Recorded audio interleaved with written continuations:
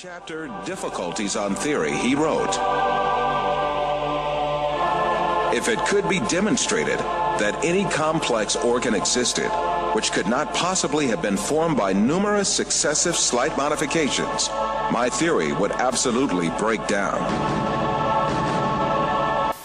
As far as I'm concerned, I'm here to tell you, Michael, this morning, and Jason, evolution is dead. Long live the creator. I'll tell you why, and I'm saying science says that as a scientist.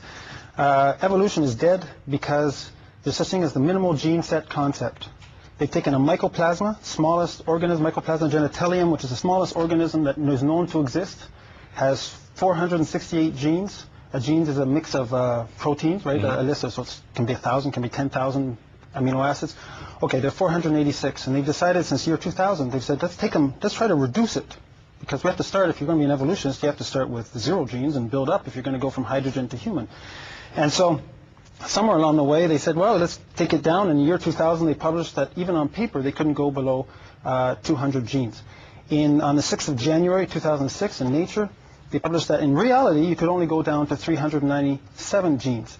So a cell, which is where my specialty lies in my scientific work, a cell needs a specific number of components to be functional. You have a membrane, but then you need to feed the membrane. So you have to have some mitochondria. You need a way of tagging the proteins. You need some DNA. So you need 397 things. Just the glucose cycle for getting energy takes over 6 different genes.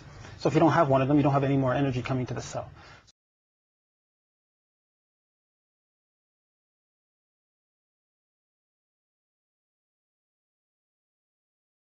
Pourquoi la vie sur Terre est-elle aussi foisonnante? Aujourd'hui, nous rendons hommage à l'homme qui a levé le voile, Charles Darwin.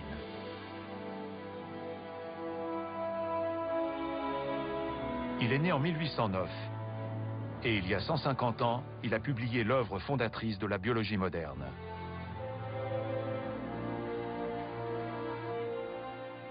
Darwin voulait comprendre comment cette prodigieuse biodiversité était apparue sur Terre. Il a mis en plein dans le mille. La théorie darwinienne de l'évolution, qui explique l'adaptation des espèces, est universellement reconnue.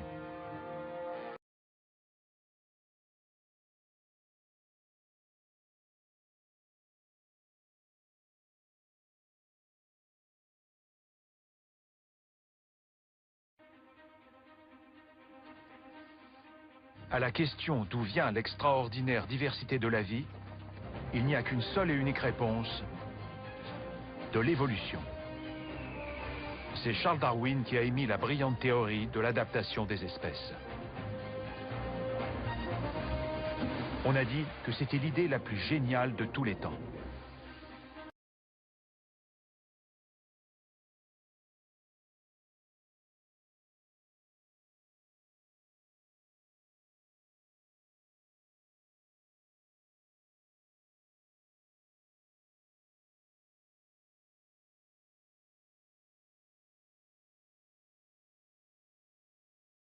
Il faut inventer une religion républicaine.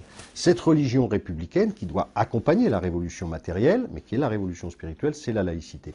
Et c'est pour ça d'ailleurs qu'on a pu parler au début du XXe siècle de foi laïque, de religion laïque, et que la laïcité voulait être la création d'un esprit public, d'une morale laïque, et donc l'adhésion à un certain nombre de valeurs. Et donc je dis bien, ça n'est pas la foi religieuse, d'ailleurs il faut bien le préciser, mais c'est un type de foi. Et finalement, la laïcité serait plus forte aujourd'hui si on ne la concevait pas simplement de façon négative, comme anti-religieuse, mais comme une véritable adhésion et une véritable spiritualité. La démocratie, c'est une véritable religion. Et elle a besoin de rites pour être reconnue et acceptée. Je veux que l'on réussisse, même si cela prendra un peu de temps. Regardez le temps qu'il a fallu pour faire accepter à la religion catholique le fait qu'il y a une religion suprême pour chacun d'entre nous, c'est la religion de la République.